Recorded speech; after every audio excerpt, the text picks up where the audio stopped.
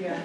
Okay, guys, are we ready to talk about Avatar slash Pandora slash all of the things that are in this? Okay, I'm going to give a little forewarning. I am not talking about any of the like major plot towards like halfway through Way of Water, and especially not Fire and Ash. So if you were coming here wanting to talk about the third movie, we can do that after the presentation, but I didn't want to spoil it for anyone that hasn't seen it. And if you haven't seen it, well, guess what? You're in a spoiler-free territory because the only movie I'm talking about is Avatar, and it's been out since 2009. So, you know, if you get it spoiled, I'm sorry, but... Okay, if you didn't know, the creator of Avatar is one of my favorite people ever, James Cameron. His full name is James Francis Cameron. He was born August 16th, 1954 in Canada. I know, crazy. Canada? Insane. Fun fact, his first professional job was, basically he was like a miniature set designer and director. And this was after he drove trucks for most of his life because all of his cinema knowledge is basically self-taught. Because he said, hey, I like movies. So he taught himself how to do it. He was also fired from his first official directing job, Piranha 2. There's a lot of drama. Y'all should look it up. It's kind of crazy. And then his first directing and screenwriting official credit is The Terminator. That's impressive. Actually, Terminator's good. Right? Well, I mean, you know, he did the whole thing, so like, that's why it's good. Thank you. So he's basically been dreaming of Avatar since he was in college. It's one of the reasons he got into film. It all started when he was 19, and he recalls having this dream of a bioluminescent forest that resembles fiber optics and purple moss when lit upon. This is an actual drawing that he made himself in the 11th grade, because all of this is like visual ideas he's had in his mind, but he didn't start to put together a narrative until he had that dream when he was 19. And yes, I'm being serious, he talks about this dream all the time in interviews. I think it's very funny that one day he was just like, hey, I've got a story idea. In here we can also see, it's very light in this version that I found, but up towards the trees there are these fan lizards, which if you know Avatar or you've been on any of the rides in Pandora, they're the little frogs that have the fans on top. They're very cute. I love them. He wrote the initial script in 1995, and shooting was actually supposed to start in 1999, but unfortunately, technology had not caught up to James Cameron yet, so he had to wait until basically the creators of Lord of the Rings found out how to make Lord of the Rings, which is also one reason why the Avatar films were made in New Zealand, because the only workshop at the time that could do it was Weta Workshops, who was in charge of Lord of the Rings. It began as a 45-page treatment. Fun fact, he actually, when he gave this treatment, people will like make callbacks to words. When they started production on Avatar, everyone looked at this treatment, and it is so detailed that like some of the ships that he made specifically for this series, like he knew the number of screws it would take to build one in real life. So, you know, my man commits, he commits to something. Now, let's start with some backstory of Avatar. Rita is how they do pronounce Earth in Na'vi. I tried as much as I can to put Na'vi words with our English translation. So as we go about, if you see something written kind of like that, the second word most of the time will be the Na'vi translation, just so you all can see it. So when Avatar is kind of starting, specifically at the start of the first film, Earth is dying. We start in 2170, and due to various reasons, climate change, global warming, all of the stuff we're currently going through right now, and overpopulation, the mass extinction, basically all biodiversity has been destroyed, and humanity is at risk and looking for a new home. Jake Sully, later on, will also claim that there's no green left on Earth, again suggesting that like basically all plants have died at this point. And in comes the Resources Development Administration, or the RDA. Their motto is building tomorrow. Doesn't sound like a villain organization at all. Yeah. They're a corporation based on Earth that manages interstellar resource harvesting. They serve as the main administrative body for human operations on Pandora. They're actually also the people that discovered Pandora, like, period. They're the largest non-governmental organization in human history.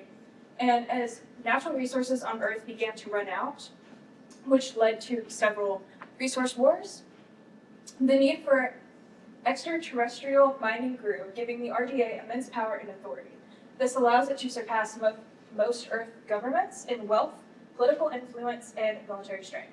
Now, in Avatar, we never actually get to see Earth. All of this knowledge that we learn is from people that work for the RDA that have come to Pandora. So if you wonder why I don't ever put a graphic, it's because we don't really ever see any visuals of what it actually looks like. Going off that though, the RDA plays a major role in many parts of human society. Basically, they're one organization that tried to fix a resource problem and then got way too big and involved in everything else going on to the point where you're like, is there any point in any other governments? Because we have the RDA. They hold monopoly over rights shipped, processed, and developed from Pandora, and these rights were granted by the Interplanetary Commerce Administration, the ICA, under the condition that the RDA follows a treaty that bans weapons of mass destruction and limits military power in space. Which, spoiler alert, if you've watched Avatar, do not stick to this. Because of its massive scale, it remains unclear whether the RDA has a single centralized leadership or operates more loosely as a conglomerate. The only thing we really see is that there are basically, like, millionaires are really the only people we see as heads of the RDA on Pandora. So even then, we don't get a clear understanding of who's making the calls. We never, like, see anyone, like, answering a call from someone back on Earth. It's just kind of, hey, here's this force. They're on Pandora trying to take it for Earth. To give a little more background, the entity that would become the RDA was all started as a Silicon Valley garage startup. And it was these two friends that wanted to fix a transport system and basically make it easier to travel across Earth. And so they make these really high-speed trains that are really popular. They end up covering all of Earth and making a lot of money from it and making the RDA. Because of their successes, they also expanded to the skies, creating hundreds of orbiting factories on Earth's moon, Mars, and our asteroid belts. However, because of these factories, they actually made the pollution problem worse on Earth. Because basically, so they had the factories, specifically the ones on the asteroid belt and the moon, because they were up above us, all of their pollution rained down from the atmosphere and basically sped up all of our environmental problems. So while it's unclear whether that was on purpose or not, it does definitely benefit them that their own actions that are benefiting us are also making the situation worse and making us need to leave Earth. They did, however, because of these expansions of the factories, also build colonies on the moon and Mars. So the people of Earth are now spread between different places and other celestial bodies in the solar system, but we know for sure that there are mass colonies on Mars. The projects and programs contributed, again, to the massive, basically solar system-wide extinction at this point. And they needed to fix it. And so they started looking for other solutions, other materials that they could use past our own Milky Way to try to find some solution to the pollution that they fixed, because the first problem you want is to fix Earth and where you're living, not necessarily to move the entire population of one planet to a whole nother planet. And so as they're searching, they end up looking for specific materials for like temperature control. However, as they're searching, and really the only ones coming up with this information, it again makes the reliance on the RDA worse for all of the governments of the Earth. And this basically gives them unprecedented powers and influence over the entirety of the global human population. It also allowed for direct involvement with international and national politics in their favor, making any legal action against the rapidly expanding opposition unfeasible.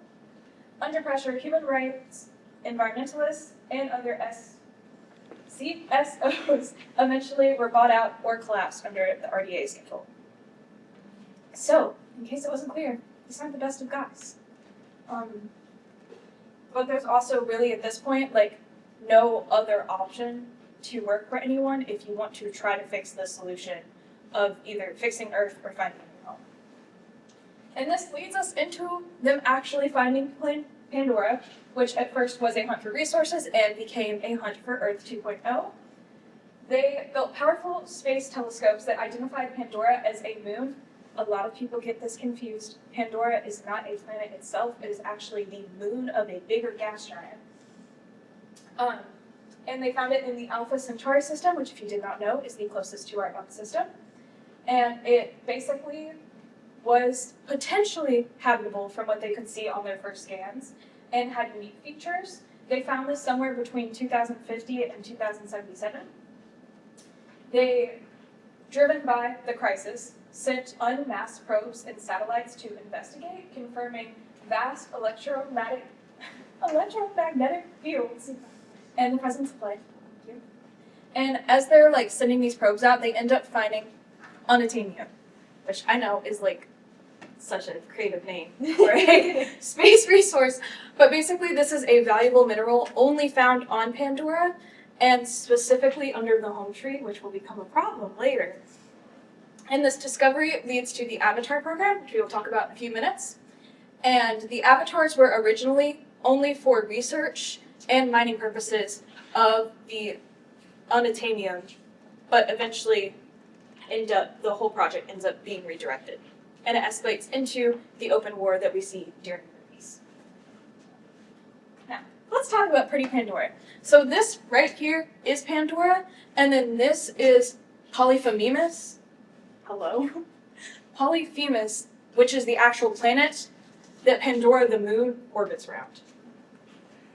But because it's such a big planet and moon, and it is habitable, some people confuse it with the planet itself. The gravity is lower than Earth's, allowing for massive flora and fauna. The atmosphere is dense, but it is toxic to humans because there's a higher concentrate of carbon dioxide and hydrogen sulfate.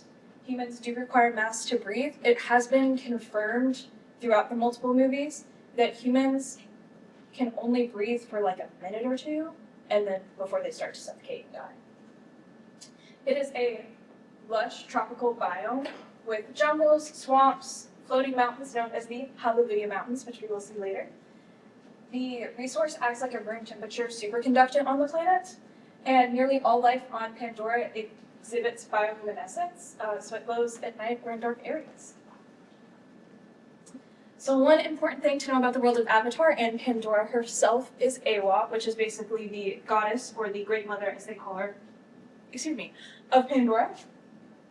She is like the planetary brain for Pandora. It's one of the features that makes Pandora so special, is it's like everything is connected. So not in the sense of it's all like a hive mind under like Awa, but it's all connected through her, more in a similar way to like the Force, if the Force had like a physical presence in Star Wars. She maintains the balance of Pandora's ecosystems and normally does not take sides in conflict. Her only goal is to preserve nature and life on Pandora, so unless necessary or it's putting great amounts of life in danger, she will not take sides.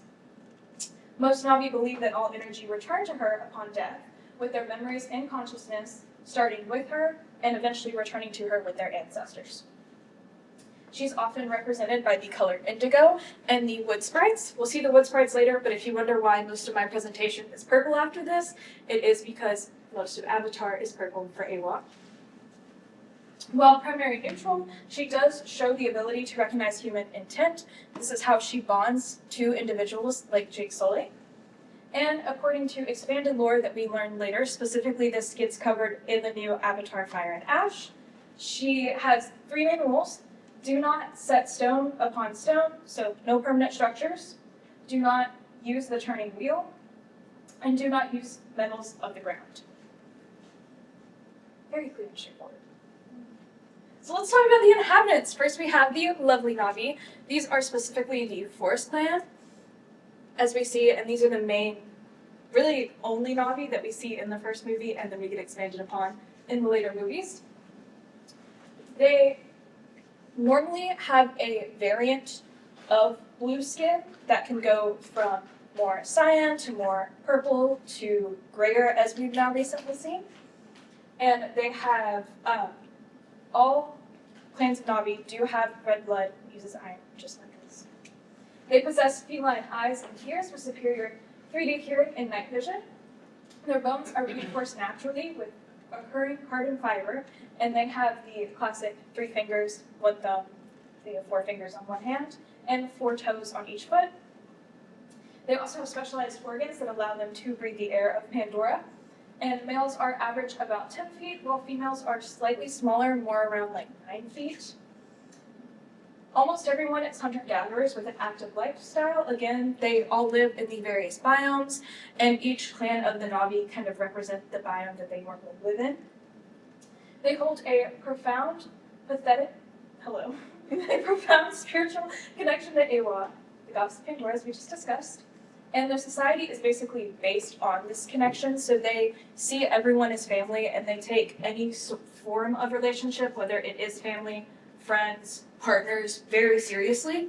They also take their connection to their animals very seriously, as animals to them are more equivalent to just other life partners. And they live roughly 30% longer than humans, potentially up to 130 years to 180 years. However, we've never had a confirmed average lifespan of Na'vi, but they do mature faster. And as mentioned, now these, I'm not going to go through all of these. These are just the canon clans of the Na'vi. So in a book or a comic or a movie or a canon game where a new clan has been mentioned, that's what these are from. There are others that are either speculated or have been rumored about, but they're not canon. But just in case you ever see lists longer than this, these are the ones that James Cameron has been like, yeah. We start with the Ultimate Kaya clan, which is who features in the main Avatar, and there are the forest people. And then in Avatar Way of Water, we meet the Metakaya clan.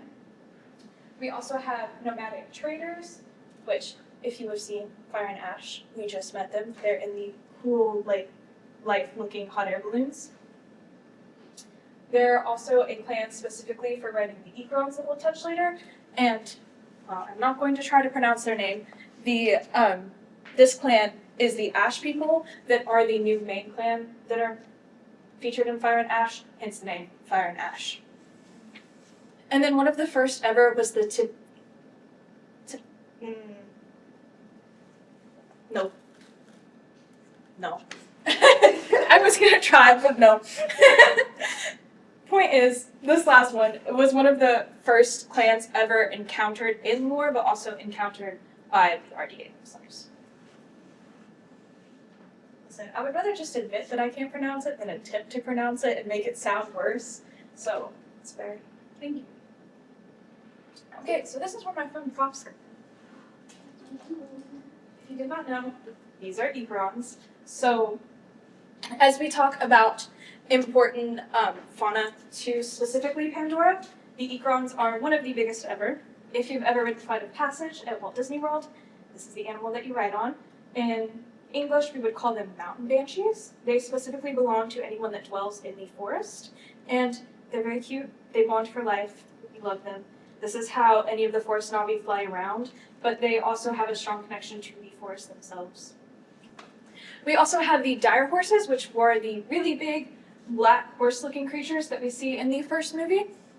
These are normally ridden by one of the other forest clans, but everyone can connect to them. Unlike the Ekron, they don't specifically bond to one person for life. They're kind of just roaming around. And Bobby's like, hey, I need a ride. They're like, sure, bestie, hop right on. Then we have the Torku, which we call the Last Shadow. And this is the apex aerial predator. It is not an Ekron, but an easy way to think about it is that he's just a really big Ekron. This is also how the Great Leader of the Na'vi is normally found, which we see Jake Sully become later on.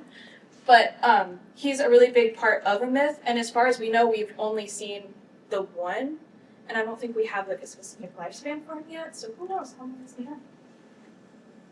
We also have the Thantors, which they kind of look like Black Panthers, except they're sleeker. They also, everything here has the capability of connecting with a Na'vi, but things like the Vantors are more of just like wild predators, and you wouldn't necessarily connect to them unless you were like having a moment with Iwa. Some others to keep in mind are the Tokon, which are the whale-like creatures that we see in Way of Water. They're really cool. They even have like their own society, their own language. They have song, dance, and like the Igron, they also connect specifically only to one Navi their whole life. They will talk to other Navis, but they really like having their one person. We also have the lovely Ilu, which are the ones that anyone near the ocean mainly ride. There is a bigger version of the Ilu called the Skimwings, and those mainly are only for warriors, and you wouldn't ride them for a long time, so like if you needed to travel somewhere far, you would most likely just pick an Ilu. And then we have these lovely wood sprites, which are what you see in this picture here. They're often known to represent Awa herself, or specifically the ancestors. So if you see a lot in one area, it's either the ancestors trying to lead you to something, kind of like the sprites in Brave if you need a comparison, or if they're like around one specific thing, it's Awa trying to bring your attention to it. We see them come out mainly at night, as they are very bioluminescent, but sometimes you see them during the day. And then one other one that I want to mention on this long list, other than our lovely fan lizard, is the gill mantle. So this we see in Way of Water and Fire and Ash. But it's really cool. They're one of the only things other than like the bigger Egrons that will connect to the Navi and like live in a helpful relationship. They will attach to a Navi's back and they can help you breathe underwater. If a predator comes up, they will sting the predator for you, and they also help Navi swim when they're going long distances. Very cool. And then we have the lovely flora. Now, I have more features for the flora. The fauna, too, like everything else on Pandora, is bioluminescent, but specifically with the plants, they're oftentimes very interactive. They will, like, react differently to different types of Navi being around them. They also serve to remove toxic gases, making the air more breathable for native life. And, again, they glow at night, which makes up that, like, memorizing, light-filled, like, version of night that you normally see from Avatar. It's why everything glowing looks like it's glowing is mainly because of the flora, like we see with the lovely Tree of Souls here.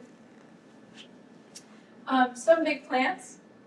One specifically is the Tree of Souls, which is a sacred willow-like tree with a direct neural connection to the Navi and Awa, allowing for spiritual connection. The Navi people will come up and attach their queue, which is the long braid at the back of their hair, to the tree. Just one of these little strands, and that's how they can connect with their ancestors, or sometimes when they need to pray to Awa specifically to be closer to her. Different clans in different biomes have different versions of the Tree of Souls. In the forest, it's Big Willow Tree, because we're in the forest. For any ocean clan, it is actually underwater, so you would have to swim to it. And we haven't seen any of the others yet, but I'm assuming they look just as cool for their biomes. We also have a nerd plant, which we see mainly in the Avatar video games, which is a hard-shelled organism connected to the Pandora neural network, often acting as a node, or the daft, a plant recognized for its healing properties in the Frontiers of Pandora game, which we'll get to in a minute. But yeah. Pandora plants are really cool. I'm so sorry, I keep mispronouncing words today. I don't know what's up with me. But Support slide.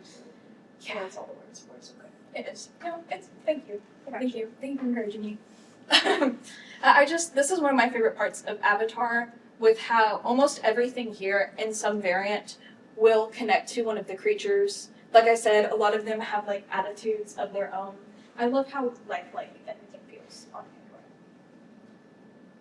Pandora. Okay, and then we have what started it all, the kind of arguably cool, but not super cool Avatar program. This was initially developed, as I mentioned, as a mining program. So basically the idea was with the RDA, so they were like, oh, well, we have the Navi here. Why are we trying to send our own people who can't breathe the air, so they would be able to work for shorter times, wearing a mask, and we're not fit for the environment, when we can just make our own versions of the native people to do our work for us. So they started this Avatar program to make mining easier, It worked for a little bit, but we had two big problems. The first being the early experiments involved dark dreamer projects, which basically meant that they brainwiped inmates and primates with challenges in mapping the Navi unique neural structure, and this required special grown-in receptor nodes. Not great. Yeah, that's just not great. And also, the cost ended up being too high for the required workforce. They were going to need a ton of these avatars to do all of the work that they wanted to do to mine all the resources they needed, and it was just way too expensive. And you have to still make sure that the genetic structure of whoever you're creating the avatar of works, because not everyone connects easily to avatars, and so there's just too many details. So instead of it getting completely scrapped, it actually moves over to the science department, which is the variant of the avatar program that we see in the movies. The science division decided that this would be a good way to improve communication with the Navis, as they would come off as Navis themselves. The difference is because they are hybrids. Specifically, you can see that they still have our 5 fingers and 5 toes on their hands and feet. That's the main way. Some hybrids also have more human-like eyebrows and eyes. Those are like the main dead giveaways. But basically, this was for field research. So it was like, hey, even if we look different, like, hopefully they'll still want to talk to us more if we look more like them. Avatars are a mix of Navi and human DNA with human pilots that basically connect their minds to the avatars and then take a long sleep in a pod while they walk around in their avatar bodies. Before we pick up in Avatar 2009, we have the Avatar program originally being headed by Victor Monroe with Renee Harper as the chief of the program. However, both of these things get passed on to Dr. Grace Augustine, which is this woman right here, which is played by Miss Lovely Sigourney Weaver. We love her. Dr. Grace used the avatars to establish a school with the Navi to teach them English and foster communication. It was an incentive that initially showed promise before being shuttered. The idea of this school wasn't just to teach them English, it was basically a trade of knowledge. It's been noted in a lot of the extended materials that Grace connected really easily to all of the kids in the Navi tribes, and so they use that as basically a transfer of knowledge. You teach us about the solar system, we'll teach you about Pandora, and that's also how when we see a lot of the Navis in the first movie and they speak English, it came from the school and Grace's intervention with the tribes. We originally start with about 15 to 20 avatars existing to research, and in some cases, unauthorized COVID activities. This also ties into the Ambassador Program, or TAP, which is a initiative named, it's like kind of the reverse of Grace's School, where they would take young Navi and raise them in human culture, and it was led by RDA officials, but it did not last for very long because there was a tragedy where several of these students were killed by a section of the special ops that were there with the RDA. And after, of course, a bulldozer killed these kids, unfortunately, they kind of ruined ties with the Navi and the RDA. It's also why tensions are so high when we come back to see them. Some of their other goals were also exploring Pandora and studying the unique environments of the moon and how, like, the different neural structures of being so deeply connected to everything connected to AWA affects how the Navis function, and how if they brought humanity there, they would have to, we would have to fix technology to interact the same way. And then as tensions rise and war grows on the horizon, the organization makes one last attempt to find a diplomatic solution using the Avatar program. So before we get to that, the main point of our meeting today and the main theme of Avatar is the fight between environmentalism and sustainability, which not necessarily the fight between those two, but the idea of just protecting the environments in of itself. When James Cameron wanted to make a sci-fi movie, he wanted a strong message, and that is basically to show what could happen, as most sci-fi does. It takes science fiction to re-illustrate a problem that we're currently facing right now. Here we have a narrative that moves beyond the simple conservation to a deeper perspective where nature is not just a resource, but a partner in life and a character in the story itself. That's one reason why Pandora is so deeply connected and why we see life embedded into everything, is so that Mother Nature is represented throughout the film. He also uses this, again, to just mirror real life stuff that we have going on, and it highlights the necessary action of protecting the fragile miracle of the planet against preserved entitlement that humans have to exploit the world. This also ties into the way of water life, where energy is borrowed and then returned after death, and that we need to take better care of our planet, which is a little ironic because these are such technologically advanced films and they use such big motion capturing. They actually leave a pretty big footprint of carbon on the environment. And so James and just Photo Workshops in general has faced some criticism for that, but it is a little ironic that the movies trying to teach you to take better care of the environment are having a big impact on the environment themselves. But hey, at this point, day and age, what movie does it that gets made? R.I.P. R.I.P. Some other key messages of Avatar are anti-colonialism and imperialism. Hey, it's not cool to invade other people's lands. Crazy thought. There's also critique on capitalism. Basically, the RDA is about the worst case scenario you can get at the end of capitalism. And I would say that when you look into it more, I feel like it's more of a message specifically towards monopolies and letting one thing control one sector. You might find that a little ironic because this was made by Disney, but hey. There's also a big message of empathy and connection. Obviously, as we, the audience, get connected to Jake Sully, we learn his own journey of empathy and shifting from an agent of destruction to a protector of Pandora. This also plays into the family theme that we see happen in the sequels and that has been cued by James that will take a bigger effect in the later films. Interconnectedness, as I've said, Pandora herself is interconnected, so that's one of the things in the movies. And then technology versus nature. This plays a really heavy theme, specifically in the first movie, and then if you go to Walt Disney World, it's also the main theme of the land there. This fight between high-tech, industrialized human culture and nature itself, and who would win at the end.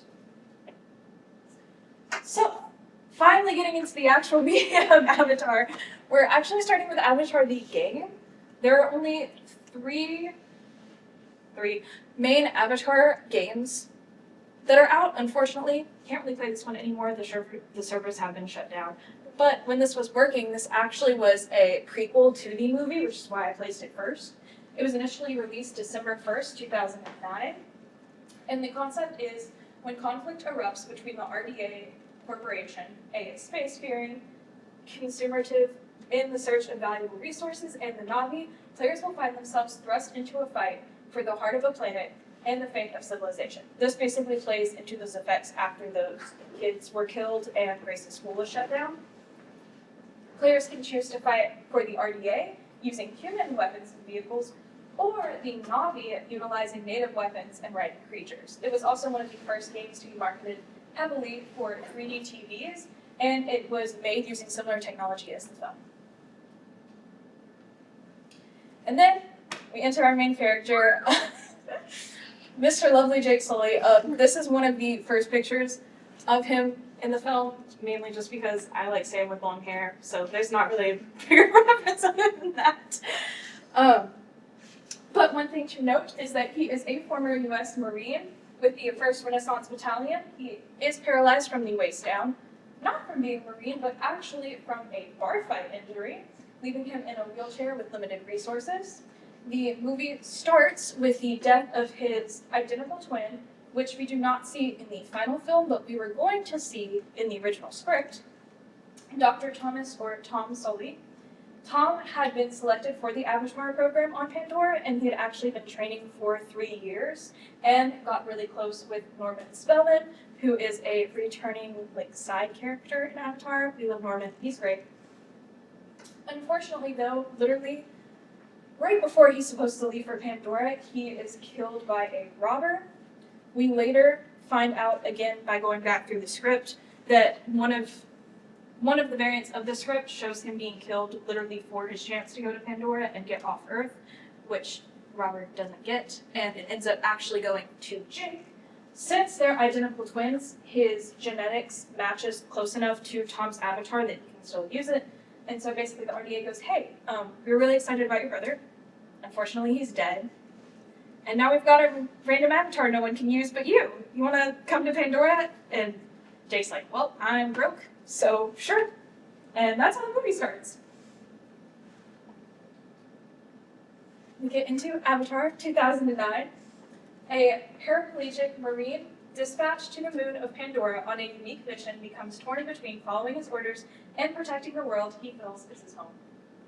This is the only of the Avatar movies to be solely directed and written by James Cameron. He is the leading writer on all of the others.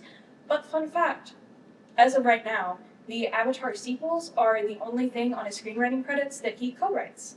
So it's like, hey, this world got so big, I need some help.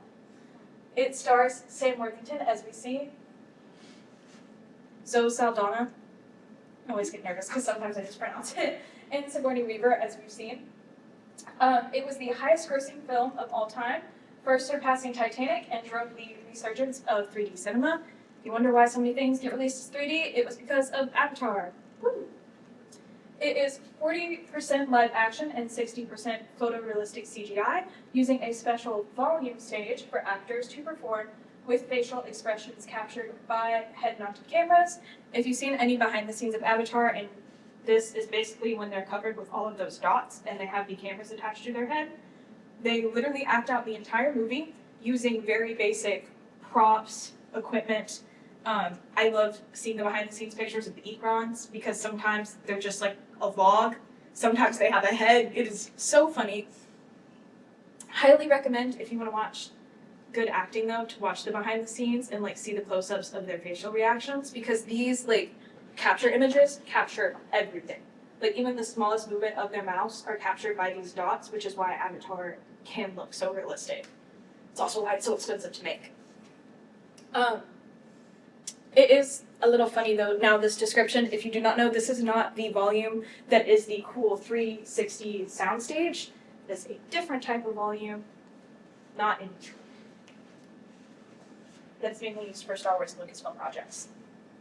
Other fun facts, as we've been seeing of the Na'vi language throughout the presentation, a linguistic actually came in and created the entirety of the Na'vi language with about 1,000 words. I do think there are more than that now.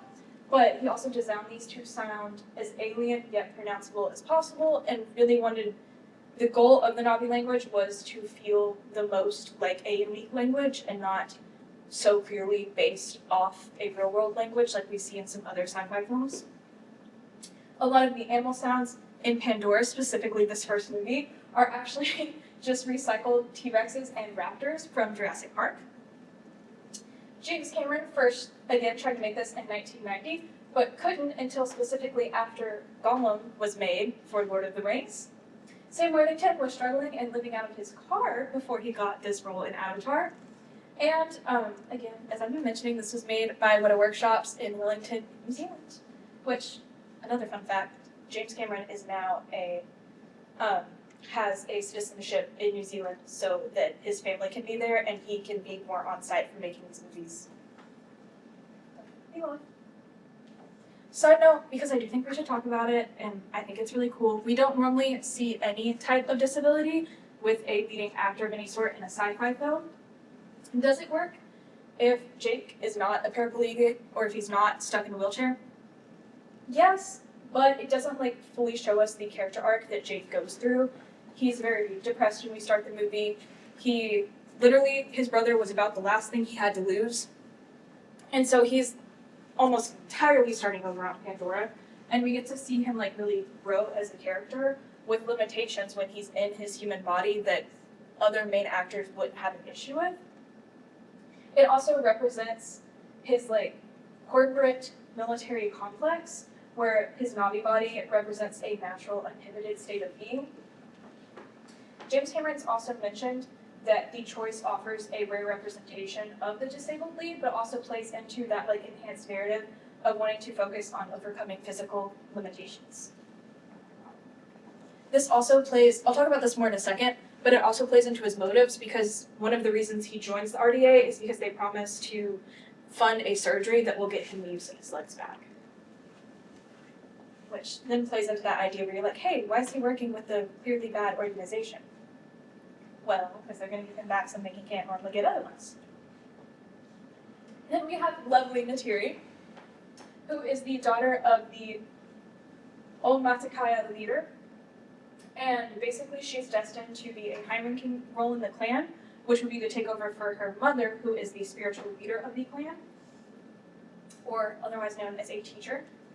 In the first Avatar film, Natiri is approximately 18. Remember, Na'vi mature faster in childhood than adults, and at least I didn't add it. I haven't seen an actual year for how old Jake is, so we're good, guys. And then later on in Avatar Way of Water, she's roughly about 34. Before meeting Jake, she actually lost her older sister, who was killed by the RDA, which fuels her anger and her initial and continued disgust towards Sky People.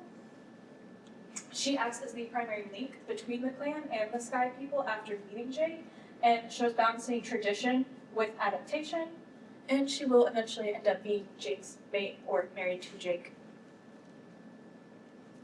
Now, Jake's importance to the story, other than being just the main character of the Avatar franchise, he is one of the first people to prove that you can actually go from human to Avatar, as at the end of the film, his brain and conscious is transferred into his avatar's body. He also learns the Na'vi way of life, language, and respect for nature, showing a full character arc from beginning to end of the movie. He shifts from just a scout to a Na'vi defender, using his expertise for good instead of the, I don't want to say selfish, but the, mandatory ways that we see at the start. And it emphasizes the power of choice as he rejects his human origins to embrace a new life on Pandora, ultimately becoming one with the planet through a law. He's also only one of the 6 Toromato in Na'vi history, which is crazy. Because when he becomes Toromato, he's still in his avatar state, and not fully a Na'vi yet. After this, we have lovely Avatar, Frontiers of Pandora. This is the current Avatar game. If you've been in a Target, you have probably seen it for the PlayStation, I think the Xbox, but I know the Switch. Here, players control a Na'vi orphan raised by the RDA, who reconnects with their heritage using both human weaponry and Na'vi skills to fight back. While primarily a first-person game, a third-person mode was added in December. This was added along with an update to match the new movie, Avatar Fire and Ash, that lengthened the story mode as well. It is the Western Frontier is a new, diverse, and unexplored region of Pandora. The environment is highly interactive, featuring plant life that can be used for crafting, healing, and other acts of defense. Clearing RDA bases improves air quality and restores the environment of that area, reducing pollution. And the game has been shown, at least for this last movie, that they want to upgrade it with the release of new sequels. And then we have one of my favorite movies of all time, Avatar Way of Water. Jake Sully lives with his newfound family, formed on the extrasolar moon Pandora, once a familiar threat returns to finish what was started. Jake must work with Natiri and the army of Na'vi raised to protect their home. Again, this is where we start to see James co-direct his movies. And it was also one of the highest grossing films of all time, grossing over $2.3 billion. And it won the Academy Award for Best Visual Effects. And production itself took 3 years. Now this is not fully letting on what happened. So Avatar 2009 comes out. It's a great movie. A lot of people like me loved it. Became our comfort movie. And then James Cameron goes, hey, don't worry. I have a sequel in the making.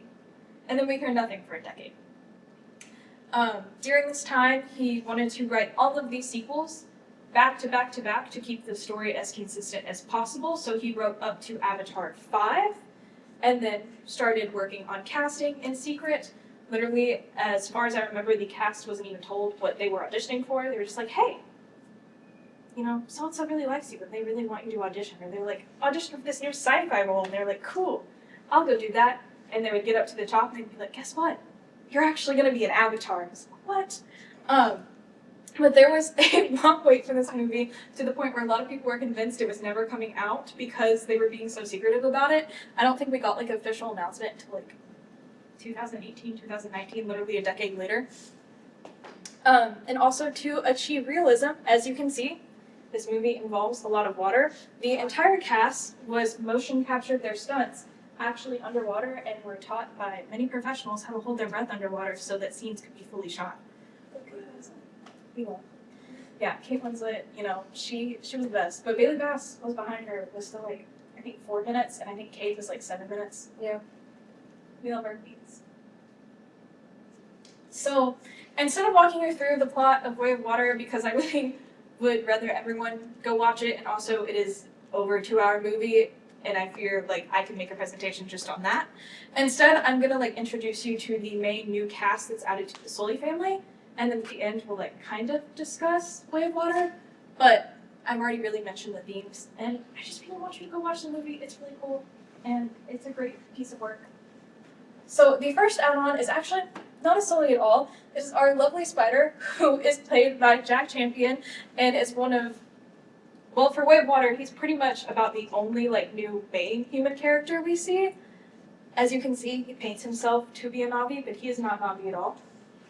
He is actually the son of the, at this point, deceased, spoiler, RDA, hello? You can do it. Thank you. It's fine.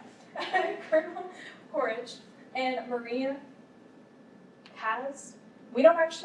we hear of his wife in the first movie. We don't see her. She does appear in one of the books. But basically, when the first Avatar movie is done, the Na'vi gather around the RDA and they go, okay, look, here's these few scientists. We like them. We're keeping them.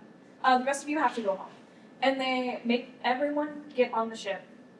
The issue is they all get back to Earth by staying in cryo sleep. Babies can't do that. And at this point, Miles was still a literal baby, and so he actually ends up staying on Pandora and being raised by these scientists that also decided to stay behind, and earns the name Spider because he loved to climb around all over the place. As he grows up on Pandora, he becomes close to the Sully kids, and starts exploring the environment with them as they grow up, which is one reason he paints himself blue, because as he mentions in Way of Water, painting himself blue makes everything on Pandora like him better because he looks more like a Na'vi. He was actually introduced in the Avatar book, Avatar the High Ground, but gets his actual feature in Avatar Way of Water, and he struggles with his identity as a human, especially in a Na'vi family, but he harbors a hatred for his biological father, as most of us do after watching the first film. Then next up, we have my favorite Avatar character ever. If you've seen my Discord, that is my profile picture. This is Nateum, played by Jamie Flatters. He is the firstborn son of Jake and Natiri, and he's responsible for looking after his siblings. He's a natural athlete and elite archer, and he's skilled in flying his Ikron, specifically. What was that? They're having a really So tough sorry. time. Specifically, he's really good with his Ikron because they bonded at their first attempt, which is not normal for people, especially when they complete their warrior trials earlier in life. Normally, it takes a few attempts to either meet your Ikron or to actually get them to bond, and he was like, "No, guys, I got this." He's described as the golden child of the Sullys due to his discipline and adherence to duty, often acting as a bridge between his parents and his siblings. He carries an Otamakai knife and a bow made from home tree bark, which home tree is the place that their clan originally lived, and they end up leaving it in Way of Water to go escape from being hunted down, basically. He was the youngest member of the clan to make a clean kill on a hunt, which he did to get his warrior status in the clan, and he crafted his own necklace styled after the legendary warriors, and his bow, again, is made from wood of the original home tree, which unfortunately gets blown up in the first movie. But it's okay because they get a new one. So it's fine. I mean, it's not really fine, we hate the RDA, but like, they got a new home solution. Next up on the list, we have Kiri, who is adopted, so technically she's a Sully, but she did not biologically start out as a Sully. She was born from Grace's avatar, who again, spoilers guys, Grace unfortunately dies at the end of Avatar. Oh, I know, no. it's really sad. No.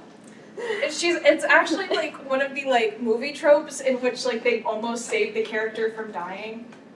Yes. Sorry. It's okay. Nope, never mind. Okay.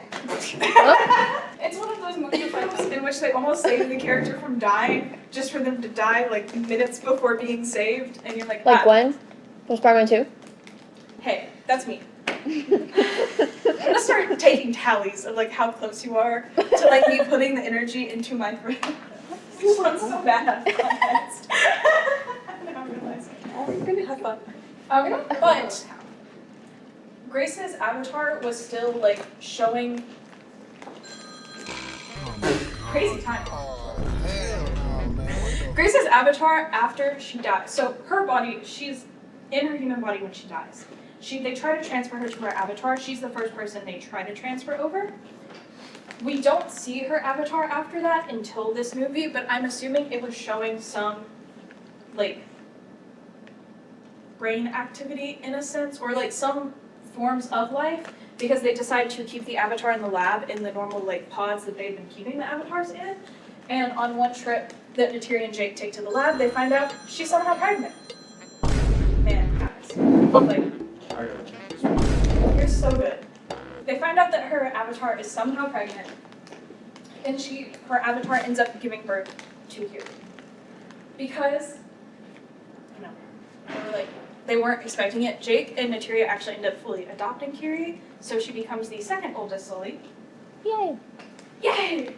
Due to the fact, though, of being half Navi and half human, she does have the standard avatar 5 fingers and 5 toes. And she also has more human eyebrows. Instead of the traditional aggressive banshee catcher, fun fact, she actually caught her banshee by simply calling it her friend. It's like, hey, I like the look of you, want to be friends? And her banshee was like, yeah, dude. It said that? Yeah, it did. She only heard it after they bonded, but it did say that. I was there, I was a tree. You were the tree. I was the tree, yeah. Were you the home tree or the tree of souls? The tree that was around when they asked to be friends. Yeah, of course, of course. Thank you for your contribution. You're welcome. I was a wood sprayer. Oh, Ah. I remember seeing you there. Yeah. I was the hockey. No, yeah, I remember that. Sorry. Okay. She's described as being inquisitive, intelligent, and sometimes socially awkward or different compared to other Navis. And we later learn this is because she has a deep connection to Awa. Why? We don't fully know yet. But because of this connection, at least in Way of Water, when she tries to reach out to Awa, specifically by connecting to a Tree of Souls, she has a seizure, which is not great. No. Next up, we have Loak, who is a controversial character from who you talk about some people. He's not actually, it's just controversial whether people like him or not. He's played by the great Britton Dalton. We love him. He is the only Sully child to look more Avatar than Navi. As you can see, he also has the 5 fingers and more human features that a standard Avatar would have.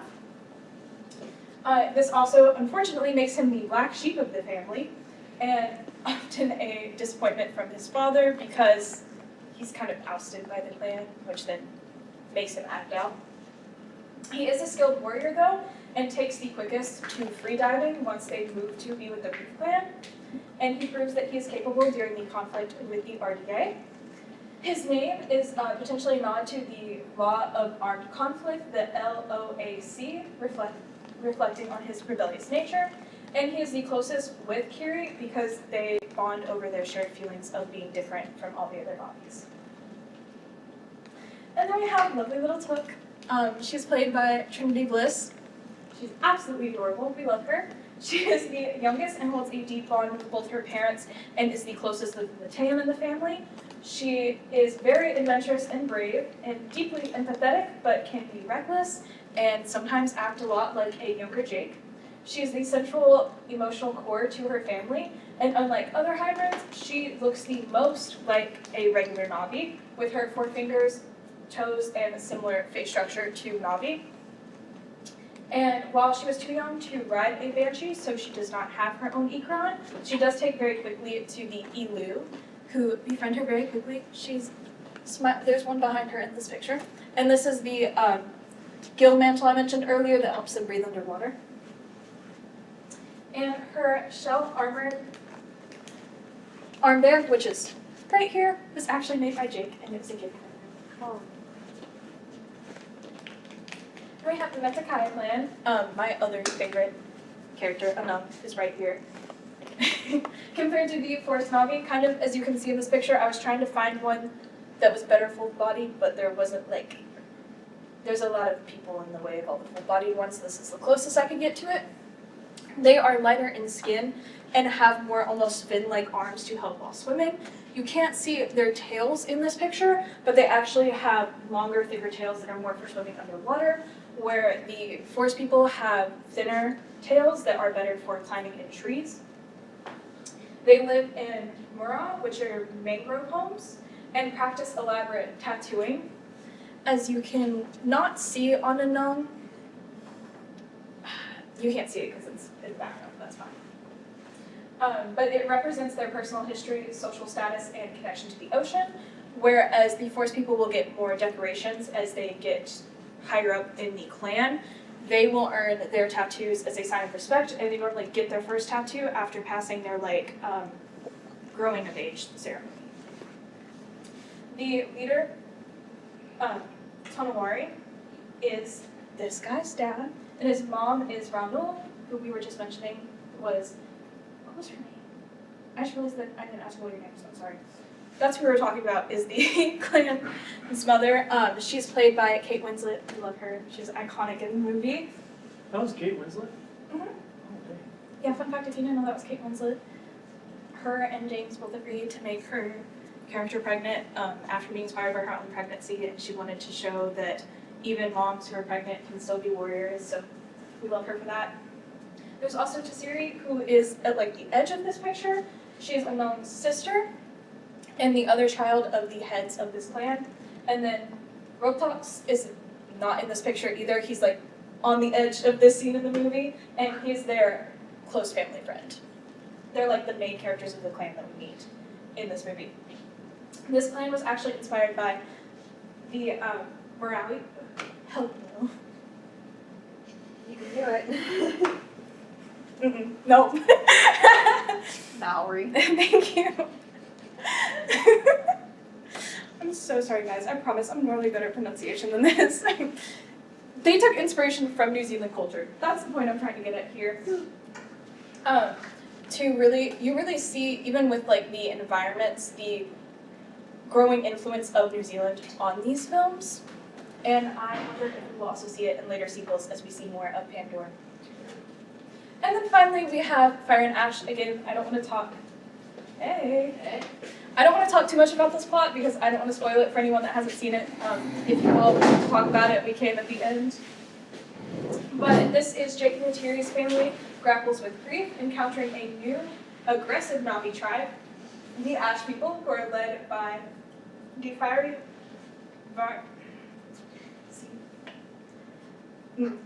Varnina. Varong? No, Lauren? it's around there. See, they don't even mention her name a lot in the movie, so it's not even you can learn it in the movie. So you're okay. Sure. But as conflict on Pandora escalates and a new moral focus emerges, again, while this was solely directed by James Cameron, it was also co-written. The film has already been released on December 19th, 2025. It is still in theaters, and it was filmed simultaneously with Avatar: Way of Water. So Way of Water was fully filmed. This movie was fully filmed. They went back about a year before it released and did some reshoots, specifically of Jack Champion scenes. We only know this because he posted pictures of being in New Zealand and was guess who's going back on set? I'm thanks. Hope you're doing fine. But I guess it makes sense you need to reshoot your one main human character. But as they were filming both of these movies, they also started filming a few scenes for Avatar 4, but that now is more recently starting to fully be filmed because this film happens like literally like a very short time after Way of Water, and so they needed everyone to look the same age, whereas there's a bigger time jump between this movie and Avatar 4. A new major aggressive tribe of the Ash people are introduced here. They provide a darker, less noble representation of the Na'vi, who up to this point we have seen as being like leaning more towards pacifists and very kind-hearted people that aren't necessarily quick to violence. This shows like the parallel to that. And it also moves away from the human versus nature conflict to explore in greater detail the conflicts among the Na'vi themselves. Fun fact I just learned recently, one of the things that James Cameron reshot before this was released was the actual very ending of the film. While I'm not going to spoil the actual end, the ending that was going to take place was that Jake was going to give the Na'vi people in the final fight human weapons.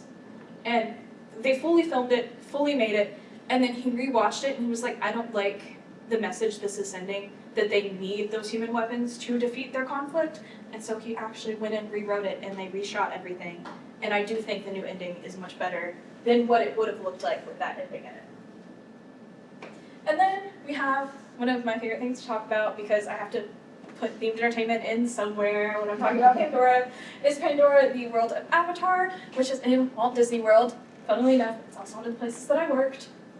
Following the war, now this takes place like multiple hundred years in the timeline. So there is like no one, we assume, again, we don't have a like canon lifespan for a Na'vi, but we kind of assume that every one of the movies is long gone. I want to say it's between 200 and 300 years, but I don't remember the exact number in my head. But following the war, the RDA is officially pushed out, and it's replaced by the Pandora Conservative Initiative, which studies and protects the native ecosystem.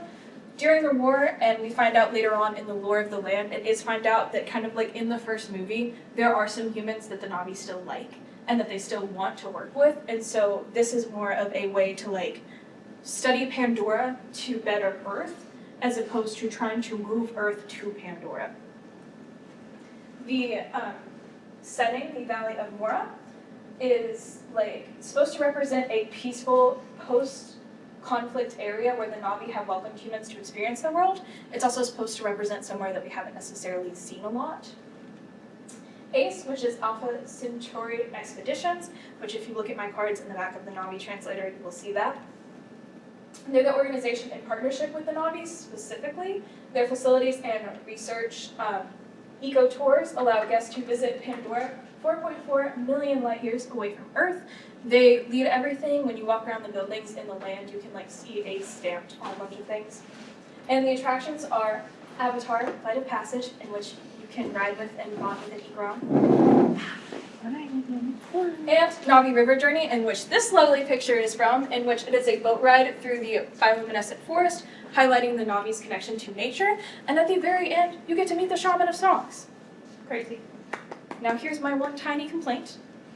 This is the Shaman of Songs, who in this form looks like Natiri's mother, who if this is multiple hundreds of years in the future, shouldn't be alive. So I don't have an explanation for that, but other than that, it's really cool. There's actually another hidden avatar animatronic towards the beginning of the ride, and then the rest of it just like perfectly mimics what it would be like to like float through the forest at night. I love it. It's a very underrated ride at Disney. And it also just shows what we're going to talk about in a second, but like using the environment as a storytelling base, as opposed to like trying to storytell around an environment. You really feel like you're immersed in Pandora. Yeah, take over. Speaking of, we have environmental storytelling. There is a lot to find in the world of Pandora when you go to Disney. There are nooks and crannies hidden everywhere. Everything on this list is what is supposed to work in the park. Not everything on this list currently works in the park. So this is all, I don't even think this is all actually. This is a good amount of the features that was built into the park. When it was made, Pandora was supposed to be like the most highly themed land, and it is still one of the most highly themed lands. However, this lovely little thing called COVID occurred. And with it, some of these features had broken or shut down and just still haven't been fully fixed properly. Hopefully one day we will see a fully working again Pandora in Walt Disney World, but it is fun to imagine these things still being there. One of those things that unfortunately is not going on right now is the Ranger Patrol, in which a Pandora Ranger, so literally one of the 10-foot-tall mech suits from the first movie that we see Miles walk around in, used to actually walk around the park. Now you can see one in a stationary mode in front of Satuli Canteen, and you can see like nature starting to cover it and take it back over.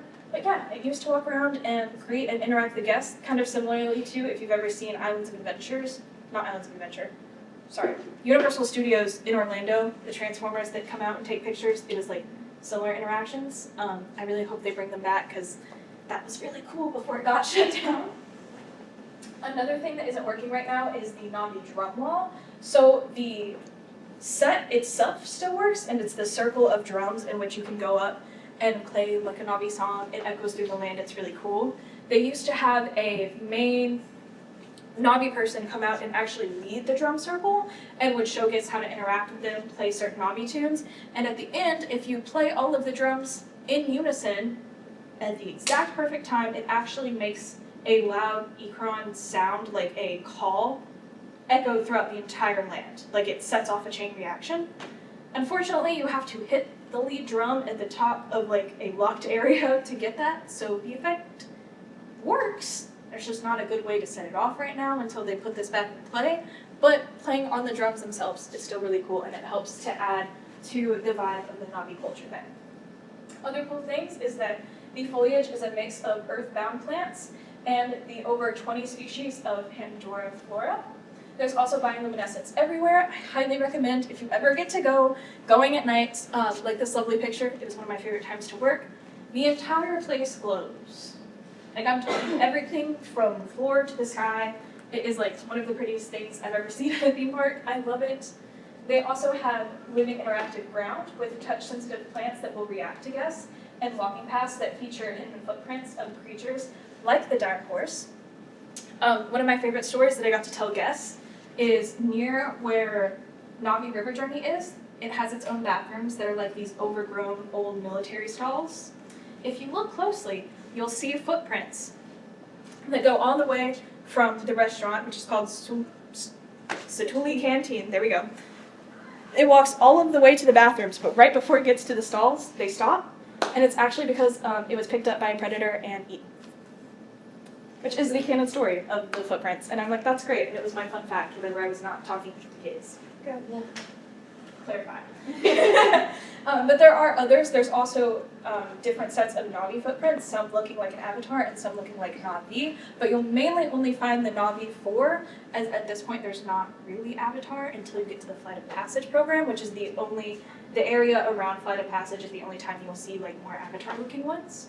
There's also footsteps from the mechs that would be really cool to see them walk on, but again, they're not walking right now. There is the storytelling, kind of like I mentioned with the standard mech suit that's kind of just stood there as a statue. There's other old pieces of tech from the RDA that's spread throughout the land that is like being covered by nature again. If there's one viewing area towards the main entrance, as if you were walking back towards the Tree of Life, and if you look over to this little like river area and you stare long enough, you'll actually see a full-size helicopter that's being retaken over by nature. It's really cool, and I didn't notice it until someone pointed it out, and then now it's like my favorite thing to go like, hey, do you see the helicopter over there? There's also forced perspective here. They have actual floating mountains, and it's also really cool to see in person, but a lot of these floating mountains are smaller than they actually appear, but because Disney loves messing with forced perspective, they look really big. There's also at the top of the entrance to Flight of Passage, you see this really cool waterfall that comes down the whole way, and the further up you get, the less real it gets until it's actually just rocks that have been painted blue that just turn like this to mimic a waterfall. But because they're so far away, it looks really big and long. It's really cool. There's also a musical interaction and a sound landscape. This is about one of the loudest lands you'll ever be in, because everything that you can interact with and just the land itself is constantly making noise or music. That sounds really overwhelming. It's not. It blends really well. but they really lean into like everything feeling alive by interacting with it, making noise, playing music. There's a big plant that you can take a photo next to that if you rub it at the right time, it will spritz water out of people. And then there's other animal markings that are specifically like on benches. Like benches are scratched to show that they've been like interacted with. It's kind of cool. And finally, we have upcoming projects. Avatar 4, as of right now, should be released December 21st, 2029. Production is underway. And as I mentioned, there's pretty much going to be a time jump with a more complex storyline and starting to lean into more themes than just the environment. They've also already started working on Avatar 5, and then James has mentioned that he has plans for Avatar 6 and 7, but he only plans to make them as long as the franchise and the audience still call for them after Avatar 5. They're also working, as you can see from the concept art here and here, on an expansion to the world of Pandora, this time at Disneyland. However, instead of making a duplicate land, they're focusing more. God bless you. You're welcome. They're focusing more on the reef people and the ocean culture. So we're gonna get like whole new rides, a whole new area to explore.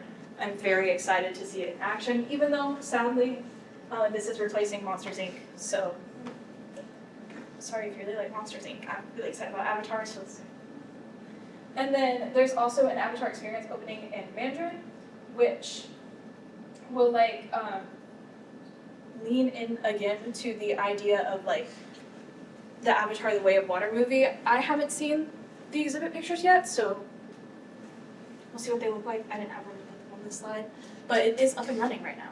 There's also, I didn't mention here because it's not an upcoming project, there is a walkthrough garden in Europe where you can go see like live breathing full-size egrons, and they're really cool and they'll interact with you. Yeah, that is Pandora. Somehow I'm not doing too bad on time. If you need Melkor and you didn't get it the first time, you're more than welcome to get it. Thank you for listening. Yeah, and if you all want to discuss Pandora, we're more than welcome to now. Thanks, guys. I can have my second batch of chips. Thank you so much for joining. Thank you so much. Wait, I think so. I'm Oh, thank you, you too.